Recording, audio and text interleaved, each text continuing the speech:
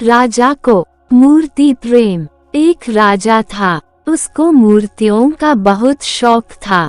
उसके राजमहल में बेहतरीन कारीगरों की बनाई बहुत सारी मूर्तियां थीं, लेकिन उनमें से 3 मूर्तियां राजा को बहुत प्रिय थीं, क्योंकि वे मूर्तिकला की उत्कृष्टतम कृतियां थीं। मूर्तियों की देखभाल के लिए उसने एक सेवक को रखा था। एक दिन मूर्तियों की सफाई करते समय उन 3 मूर्तियों में से एक सेवक से गिरकर टूट गई। जब राजा को यह बात पता चली तो वह आग बबूला हो गया।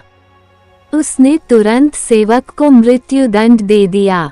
जैसे ही सेवक को पता चला, उसने बाकी दोनों बेशकीमती मूर्तियां भी तोड़ डाली। राजा सेवक के इस कार्य से बहुत आश्चर्यचकित हुआ। उसने सेवक को बुलाकर बाकी की दोनों मूर्तियों को तोड़ने का कारण पूछा। इस पर सेवक बोला, महाराज, मूर्तियां तो मिट्टी की थीं, कभी न कभी तो वे टूटती ही। यदि किसी सेवक के हाथ से टूटती तो उसे भी मृत्युदंड मिलता। मुझे तो मृत्युदंड मिल ही चुका है, इसलिए दूसरे सेवकों की जान बचाने के लिए मैंने वे मूर्तियां तोड़ डाली। सेवक की बात सुनकर राजा की आंखें खुल गईं और उन्होंने सेवक को क्षमा कर दिया।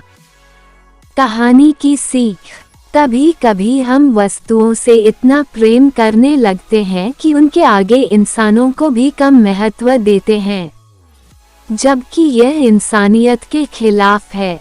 वस्तु कितनी भी मूल्यवान क्यों न हो, वह मानव और मानव जीवन से बढ़कर नहीं हो सकती।